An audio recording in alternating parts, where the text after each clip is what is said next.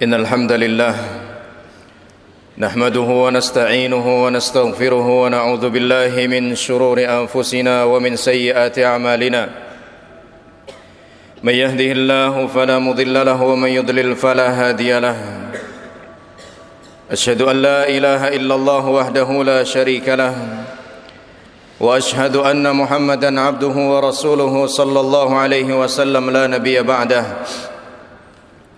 يا أيها الذين آمنوا اتقوا الله حق تقاته ولا تموتن إلا وأنتم مسلمون يا أيها الذين آمنوا اتقوا الله وقولوا قولا سديدا يصلح لكم أعمالكم ويغفر لكم ذنوبكم ومن يطع الله ورسوله فقد فاز فوزا عظيما أما بعد فإن أصدق الحديث كتاب الله وخير الهدي هدي محمد صلى الله عليه وسلم وشر الأمور محدثاتها فإن كل محدثة بدعة وكل بدعة ضلالة وكل ضلالة في النار. Ma'asyiral muslimin rahimani Allah wa iyyakum. Sesungguhnya di antara tanda baiknya keislaman dan pemahaman seseorang terhadap agamanya adalah keingintahuannya terhadap perkara-perkara yang berpotensi untuk merugikannya. Keingintahuannya terhadap perkara yang berpotensi untuk menjadikannya sebagai hamba yang buruk di hadapan Allah Subhanahu wa taala. Di mana hal ini pernah disampaikan oleh salah seorang sahabat yang mulia, Hudzaifah bin al-Yaman radhiyallahu anhu. Beliau berkata, كان الناس يسألون رسول الله صلى الله عليه وسلم عن الخير وأنا أسأله عن الشر مخافة أن يدركني. Kebanyakan orang bertanya kepada Nabi sallallahu alaihi wasallam tentang kebaikan. Namun aku bertanya kepada Nabi sallallahu alaihi wasallam tentang keburukan karena aku takut, karena aku khawatir terkena keburukan itu. Ma'asyiral muslimin rahimani Allah wa iyyakum. Itu karena agama Islam pada prinsipnya menghindarkan sebisa mungkin segala hal yang berpotensi untuk merugikan seorang hamba, baik di dunia maupun di akhirat. Oleh karenanya kita juga mengenal sebuah perkataan yang masyhur, araftu syarra la lisyarr walakin litawaqqih wa man lam ya'rifil khaira minasyarr yaqa' fihi. Aku berusaha mengetahui keburukan bukan untuk melakukan keburukan itu, namun aku mengetahui keburukan itu. Namun siapa saja yang tidak bisa mengetahui atau tidak bisa membedakan mana yang baik mana yang buruk, pasti dia akan jatuh dalam keburukan itu. Oleh karenanya ma'asyiral muslimin rahimani Allah wa iyyakum, marilah kita sejenak mendengarkan dan memperhatikan dengan baik apa saja perkara yang telah dijelaskan oleh Allah Subhanahu wa taala dan Rasulnya sallallahu alaihi wasallam yang jika kita lakukan kita akan menjadi seorang hamba yang buruk di hadapan Allah Subhanahu wa taala. Iyadzan billah. Perkara pertama yang telah disebutkan oleh Allah Subhanahu wa taala adalah al-kufru billah. Kekufuran kepada Allah Subhanahu wa taala. Allah Subhanahu wa taala berfirman, innal ladzina kafaru min ahlil kitabi wal musyrikin fi nari jahannam khalidina fiha ulaika hum syarrul bariyah. Sesungguhnya orang-orang kafir baik dari kalangan ahlul kitab baik dari kalangan orang-orang musyrikin, mereka akan kekal di dalam neraka jahannam dan mereka itulah seburuk-buruknya manusia, kata Allah Subhanahu wa taala. Oleh karenanya ma'asyiral muslimin rahimani Allah wa iyyakum, poin pertama yang hendak kami tegaskan adalah seharusnya lah kita sebagai seorang muslim, sebagai seorang mukmin benar-benar merasa mulia dengan keislamannya, benar-benar merasa baik dengan keislamannya tanpa ada keraguan sedikit pun. Tidak boleh ada rasa kecil hati, tidak boleh ada rasa minder di hadapan orang-orang yang tidak beriman kepada Allah Subhanahu wa taala. Karena jelas-jelas Allah Subhanahu wa taala menyatakan merekalah manusia yang terburuk. Sedangkan orang-orang yang beriman Allah katakan pada ayat berikutnya, ulaika hum khairul bariyah, mereka itulah adalah orang-orang yang paling baik. Dan Umar bin Khattab radhiyallahu ta'ala anhu pernah mengatakan, nahnu qaumun a'azzanallahu bil Islam, kami ini adalah sekelompok orang yang Allah Subhanahu wa taala muliakan dengan Islam. Famahma btaghaina al-izzata bighairi al-Islam adzallana Allah, maka kapanpun juga kami coba berusaha mencari kemuliaan itu dengan selain Islam, Allah pasti akan menghinakan kami, menghinakan kita semua. Maka tidak ada jalan dan tidak ada cara untuk menjadi hamba yang benar-benar mulia di hadapan Allah Subhanahu wa taala kecuali dengan Islam, kecuali dengan keimanan. Dan berbahagialah masyarul muslimin rahimani Allah wa iyyakum, di saat Allah Subhanahu wa taala menganugerahkan keimanan ini kepada kita, itu berarti menjadi sebuah pertanda dari Allah bahwa Allah Subhanahu wa taala menyayangi kita. Abdullah bin Mas'ud radhiyallahu anhu pernah mengatakan, innallaha yu'til mala man yuhibbu wa man la yuhib, wa la yu'til imana illa man yuhib. Sesungguhnya Allah Subhanahu wa taala membagikan harta ini kepada siapa saja, baik kepada orang yang Allah suka ataupun kepada orang yang tidak Allah suka. Namun untuk keimanan, Allah Subhanahu wa taala tidak akan mengaruniakannya kecuali hanya kepada orang-orang yang Allah cintai saja. Kemudian kedua, masyarul muslimin rahimani Allah wa iyyakum, hamba yang terburuk di hadapan Allah Subhanahu wa taala yang berikutnya adalah mereka-mereka yang menjadikan masjid-masjid sebagai tempat peribadatan kepada selain Allah Subhanahu wa taala. Menjadikan kuburan-kuburan sebagai masjid, atau meletakkan kuburan tersebut di dalam masjid yang sudah dibangun lebih dulu. Rasulullah sallallahu alaihi wasallam bersabda, wa'lamu anna syarran nasi alladhina ittakhadhu qubur anbiya'ihim masajid, dan ketahuilah sesungguhnya seburuk-buruk manusia adalah mereka-mereka yang menjadikan kuburan nabinya sebagai masjid-masjid, sebagai tempat ibadah. Dan hal semacam ini pun terjadi di tengah-tengah umat Islam. Sebagian saudara kita yang juga beragama Islam, mereka menjadikan kuburan orang-orang soleh sebagai tempat peribadatan mereka. Kalaulah menjadikan kuburan seorang nabi sudah bisa menjadi sebab buruknya hamba di sisi Allah Subhanahu wa taala, maka bagaimanakah lagi jika yang dijadikan sebagai tempat ibadah itu adalah kuburan orang-orang yang levelnya, yang derajatnya di bawah para nabi, tentu keburukannya akan lebih besar lagi. Allah Subhanahu wa taala berfirman, wa annal masajida lillahi fala tad'u ma'allahi ahada, dan sesungguhnya masjid-masjid itu adalah miliknya Allah Subhanahu wa taala, maka janganlah kamu berdoa kepada selain Allah bersamaan dengan doamu kepada Allah di dalamnya. Mungkin ada yang bertanya, mengapa yang dilarang oleh Allah Subhanahu wa taala hanya masjid saja? Seolah di tempat lain kita boleh melakukan hal ini. Jawabannya tentu tidak.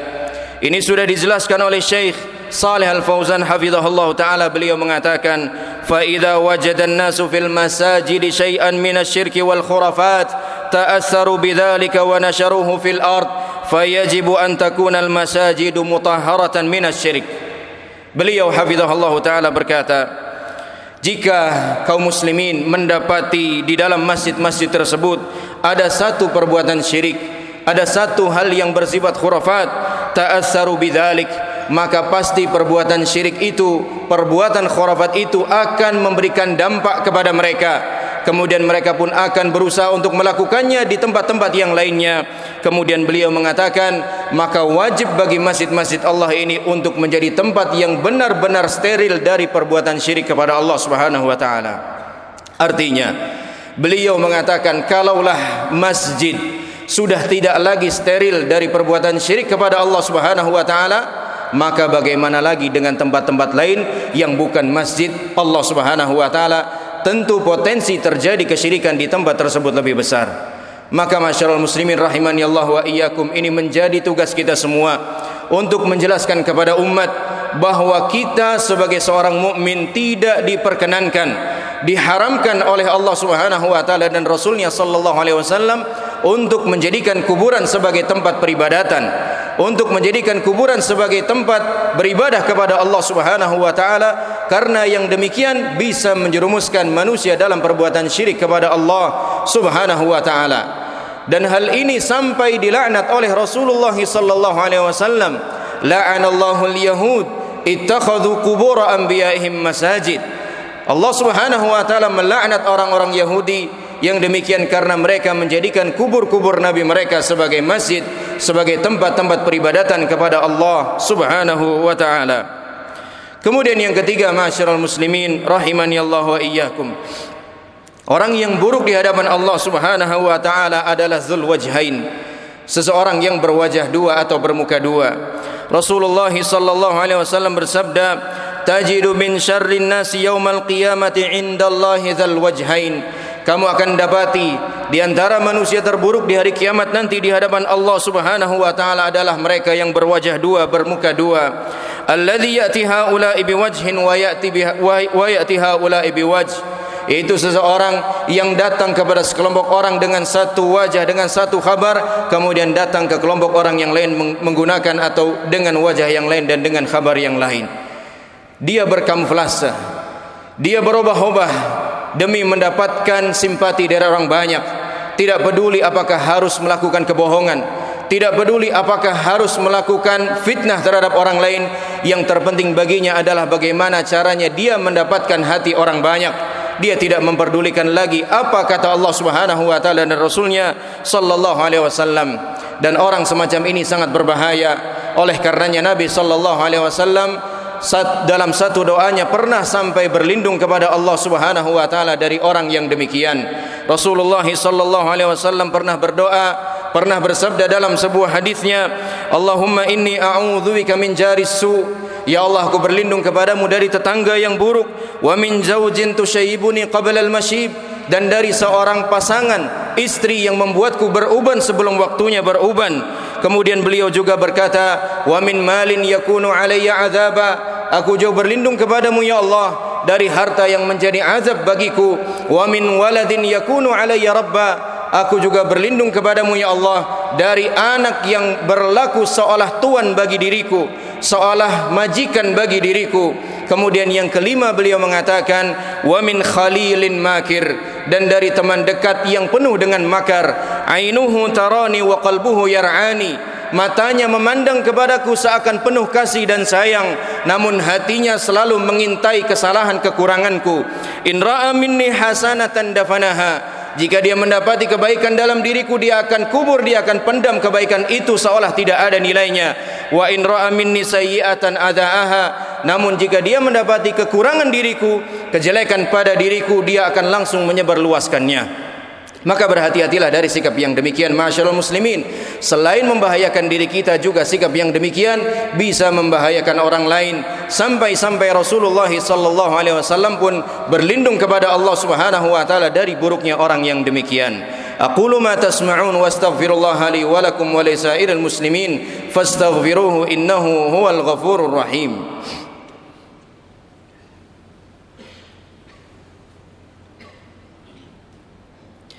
Alhamdulillahi rabbil alamin, wa bihi nasta'inu ala umuri dunya waddin, wassalatu wassalamu ala khairil anbiya'i wal mursalin wa ala alihi wa sahbihi ajma'in wa ala man sara ala nahjihi ila yaumiddin wa ba'd.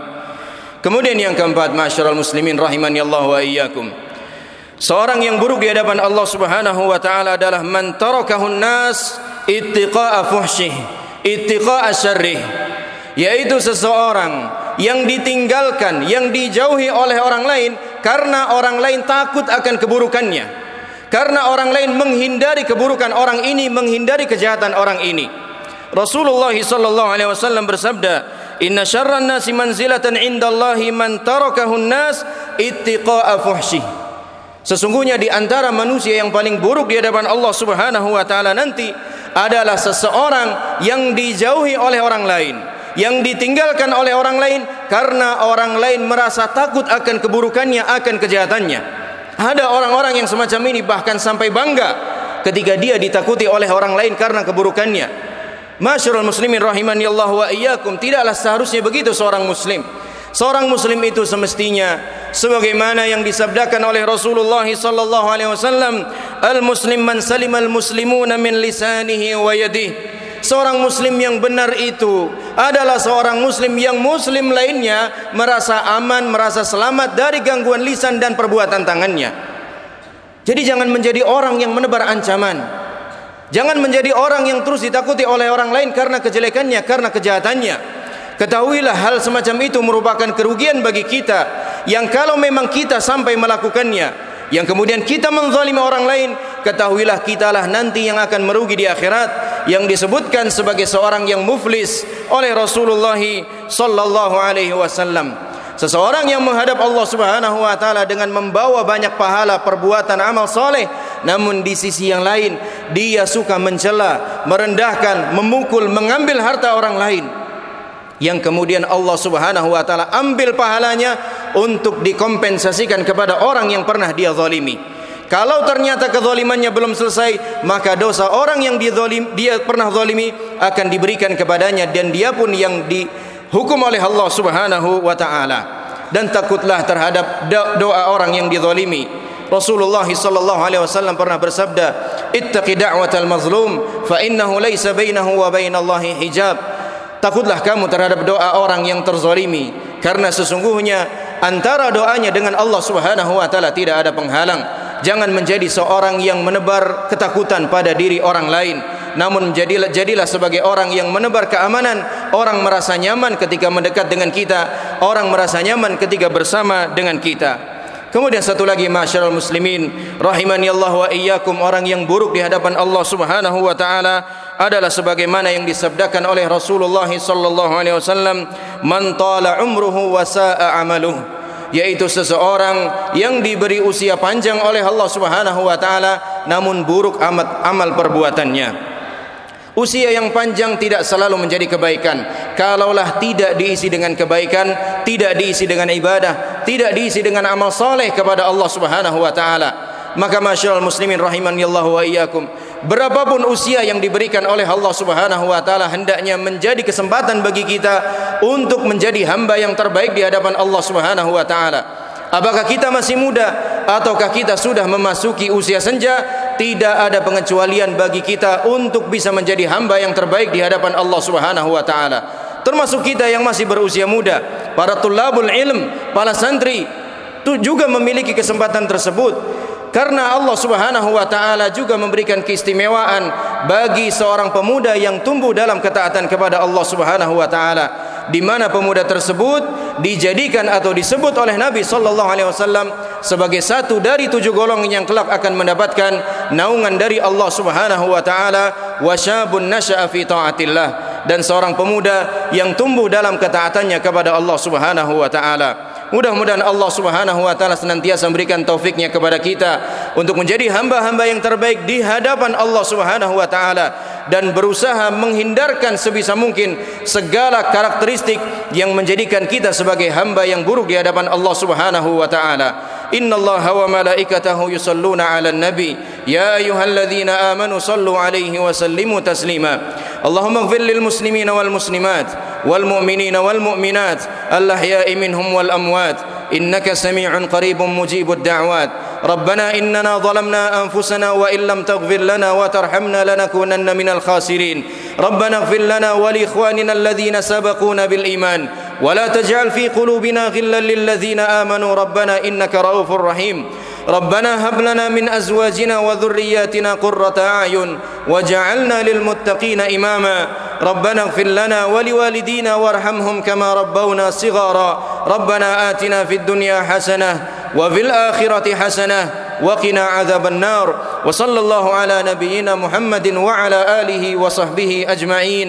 وآخر دعوانا أن الحمد لله رب العالمين.